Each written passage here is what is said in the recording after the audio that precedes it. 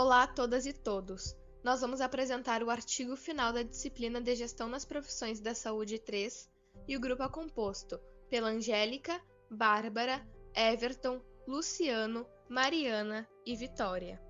Como conteúdo da apresentação, nós teremos os pontos mais importantes para a discussão, sendo eles a introdução, a metodologia, a dimensão histórica e sociológica da profissão farmacêutica, os marcos legais e regulatórios e as bases da legislação, as atribuições e atividades do profissional farmacêutico e as considerações finais do trabalho. Como fatores introdutórios, nós temos que o pleno desenvolvimento dos processos de gestão está altamente relacionado à gestão de pessoas, uma área de grande predominância nas organizações, mas que é extremamente sensível a interferências dos meios interno e externo. Para Kevin Atto, a gestão de pessoas se estrutura de forma contingencial e situacional, pois depende de aspectos como a cultura e a estrutura organizacional, o contexto ambiental, os processos internos e as tecnologias utilizadas. Portanto, o fator-chave da gestão de pessoas está no fato de que as organizações dependem das pessoas para que possam funcionar e alcançar os seus objetivos. Assim, é fundamental conhecer o contexto da formação dos recursos humanos, pois são estes que ditam a dinâmica institucional, com sua criatividade, proatividade, conhecimento tácito e racionalidade. Portanto, Kevin Atto também afirma que existe uma relação de dependência entre as organizações e as pessoas, visto que ambas necessitam uma das outras para que possam ser beneficiadas. No caso da saúde, essa dependência deve ser analisada com atenção, pois o objetivo das instituições de saúde é prestar a melhor assistência aos seus usuários, e para isso, é imprescindível que os colaboradores estejam inseridos em equipes e grupos de trabalho que atuem de forma harmônica para alcançar o objetivo organizacional. Sendo assim, Lorenzetti afirma que o gestor, enquanto líder, deve saber trabalhar em equipe de maneira a desenvolver os conhecimentos e habilidades do grupo, buscando consonância e desenvolvimento contínuo. Então, na metodologia, foi feito um estudo exploratório com abordagem qualitativa, foi utilizada a técnica de entrevista semi-estruturada. A partir dessa técnica, o entrevistador pode orientar a discussão, podendo realizar perguntas adicionais para preencher lacunas. A entrevista foi realizada, então, individualmente, de forma virtual, e foi feita uma análise de conteúdo com abordagem principal. Essa técnica ela tem como características principais a objetividade, a sistematização e a inferência. Na amostra, foi realizada a entrevista com 2 farmacêuticas, escolhidas pelos pesquisadores, levando em consideração a disponibilidade das entrevistadas. As respostas foram gravadas e armazenadas em sigilo, sendo anunciadas de forma não pessoal e anônima. As bases de dados para compor a pesquisa foram feitas buscas através do Google Acadêmico, utilizando os descritores História e Profissão Farmacêutica e Marcos Legais, Profissão Farmacêutica e Atribuições. Já na plataforma Cielo, foi utilizados os descritores Farmácia e Profissão Farmacêutica e Farmacêutico e Formação. As buscas ocorreram de agosto a outubro de 2020. Os resultados foram analisados mediante leitura dos títulos e resumos, e os artigos selecionados todos em português foram lidos na íntegra. Dimensão histórica e sociológica da profissão. A farmácia como objeto motivacional ao surgimento da profissão farmacêutica surgiu na primeira metade do século IX, no mundo árabe. Então, a partir da iniciação científica, devido ao interesse das pessoas com os estudos químicos e a abundância de fármacos valiosos do Oriente. Até o início do século XI, a farmácia era ensinada juntamente com o estudo da medicina, e cabia aos médicos diagnosticar e tratar os pacientes. No princípio de seu período histórico, o farmacêutico era o profissional que exercia o papel de pesquisar, manipular e avaliar novos produtos. Com o passar dos anos, a farmácia e a profissão farmacêutica ganharam espaço na sociedade moderna, que começou a exigir melhor qualidade e a demandar cada vez mais medicamentos para as mais diversas patologias. No Brasil, as boticas somente foram autorizadas como comércio no século XVII, sendo que em 1549, junto com o primeiro governador-geral do Brasil, Tomé de Souza, veio o primeiro boticário do país, Diogo de Castro. O ensino farmacêutico no Brasil somente se iniciou no século XIX, em 1832, pois Dom Pedro II institucionalizou o ensino farmacêutico por meio da lei assinada em 3 de outubro. No século XX, a partir do grande avanço tecnológico, ocorrem diversas alterações na forma de produção, gerenciamento e prescrições dos medicamentos. A profissão farmacêutica sofreu uma notável evolução em seu meio, considerando o surgimento de diversas áreas de atuação.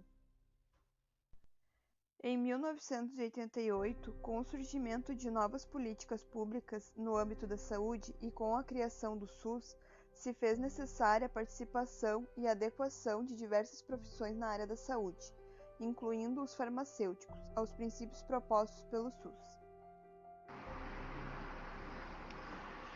O marco regulatório e as bases da legislação é muito importante para a organização dos agentes, né, da sociedade civil.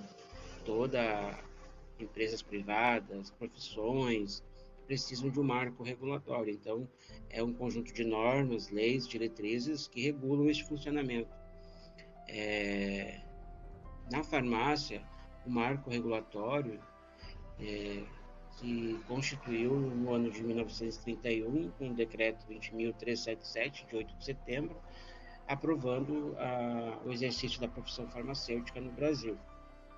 Então, todo o território poderia ser atendido pela profissão farmacêutica, né, e ser exercida em exclusividade por farmacêutico diplomado. Então, todas as esferas, né, nacionais, saúde pública, o distrito, repartições sanitárias competentes nos estados e municípios poderiam, então, ter já como em sua base o marco da regulação da profissão do farmacêutico. Já no decreto de 1981, o decreto 85878, de 7 de abril, definiu as atribuições, né, privativas dos profissionais farmacêuticos, que significou um marco na história, porque delimitou o campo de atuação do profissional. Não ficou algumas esferas ficaram exclusivas do farmacêutico, né? Alguns aspectos, e outras estendidas a outros profissionais. Então, quando se coloca que tais aspectos são de exclusividade do farmacêutico e outros aspectos são direcionados a outros profissionais, você delimita o campo de atuação, o que fica muito mais organizado. Na Lei 3820, de 11 de novembro de 1960, foi responsável para ditar as atribuições dos conselhos e da Federação de Farmácia, né? Com a criação dos conselhos, os marcos regulatórios da profissão e atribuições, eles acabam se expandindo, né? Porque com as regras estabelecidas, as leis, diretrizes das federações, dos conselhos, se consegue melhorar todo o processo, né? Então, os marcos regulatórios e as bases da legislação da farmácia constituem principalmente nessas 3 leis que acabamos de ver. O profissional farmacêutico tem uma vaga área de atuação, contendo 135 diferentes especialidades. Podemos salientar a área de alimentos, a área de análises clínico-laboratoriais, a área educacional, a área das diferentes farmácias e a área da gestão. Os principais objetivos desse profissional é pesquisar e elaborar fármacos, podendo participar dos diferentes processos que compõem, também de participar da prestação de assistência farmacêutica, no atendimento, então, informando os doentes sobre o uso correto e racional de produtos fármacos prescritos pelos médicos, ou então aconselhar sobre possibilidades de autotratamento do doente. Pode também atuar na vigilância em saúde ou participar de programas de educação em saúde. As entrevistadas farmacêuticas têm diferentes áreas de práticas profissionais. A farmacêutica número 1, ela é formada pela Urcamp no ano de 2013 e se inseriu rapidamente no mercado, pois já atuava em drogarias. Então, após a formação, seguiu no setor privado. Já a farmacêutica 2 é formada pela Univates no ano de 2019. Também teve rápida inserção no mercado. Seguiu, antes de sua formação, trabalhava no setor público e após formada seguiu trabalhando numa farmácia numa unidade básica de saúde. Dentre as profissionais farmacêuticas que entrevistamos, elas apontaram algumas ameaças e algumas oportunidades para a prática profissional da farmácia. Uma das principais ameaças, segundo elas, são que a dispensação de atividades que envolvam medicamentos, a preocupação é que elas deixem de ser um âmbito de atuação próprio, que passam também a ser exercidos por outros profissionais que não têm uma capacidade muito técnica, né, para falar sobre o medicamento, para fazer a dispensação correta. Né? Então, é um estudo que exige, uma dispensação que exige estudo, que exige análise criteriosa, bastante conhecimento. Então, a preocupação delas é isso. E outra preocupação é o fato de que o mercado tem expandido muito, né, a dispensação de medicamentos, e a preocupação é que grandes supermercados, grandes franquias comecem a vender os medicamentos. Isso é uma preocupação que ameaça a profissão farmacêutica. Não fica só vinculado à farmácia, sim medicamentos que possam ser distribuídos em larga escala. Outra preocupação também é o lado comercial, né, das farmácias. Então, muitas vezes, não se pensa só no lucro, então se começa a vender outros produtos e desfoca do setor saúde, desfoca da atenção voltada à saúde do cliente. É uma preocupação também. Como oportunidade, as farmacêuticas veem o fato de que é uma área muito ampla, né? A farmácia é uma área muito ampla, com uma atuação bastante ampla. Então, à medida que o número de profissionais aumentam, também há um crescimento do mercado também, e isso é bom, porque gera aí uma série de aspectos que podem contribuir para a profissão e para o mercado, se expandir cada vez mais para a contratação de farmacêuticos. Uma das farmacêuticas relata também oportunidades em farmácias comerciais, com um grande número de franquias aumentando, as filiais farmacêuticas nas cidades. A gente tem conhecimento de várias franquias, né? Então, muitas filiais se deslocando para o interior do estado ou mesmo na capital, proporcionando contratações de profissionais e farmacêuticos, né? E também é colocado pelas farmacêuticas, né, os caminhos, existem muitos caminhos a serem explorados pelos profissionais de farmácia. Acreditam elas que há oportunidade para o crescimento maior ainda do mercado da farmácia, mas também com perspectivas de novas habilitações ao profissional.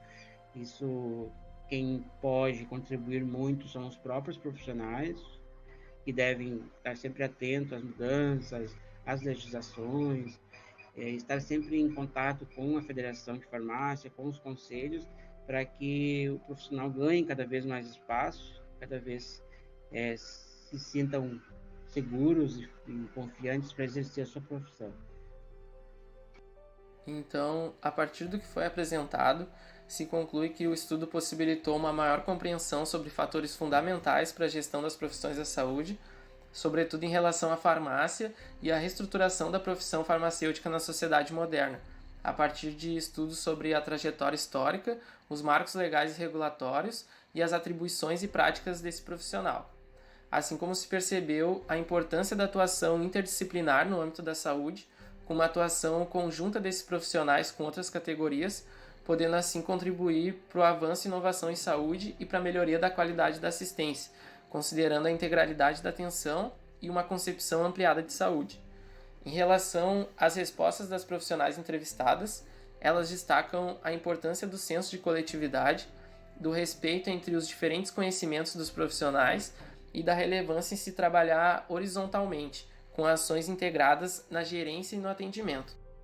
Se destaca também que os gestores em saúde devem conhecer o escopo de atuação dos profissionais que compõem as equipes e serem capazes de estimular a atuação transdisciplinar nesses espaços. E por último, se conclui que o estudo é limitado em função do número reduzido de profissionais entrevistados, o que impossibilita a realização de inferências generalizadas, e sugere-se então, para futuros estudos, a realização de entrevistas com maior número de profissionais e com maior distribuição territorial no Brasil, com a finalidade de se ter uma amostra representativa no contexto brasileiro.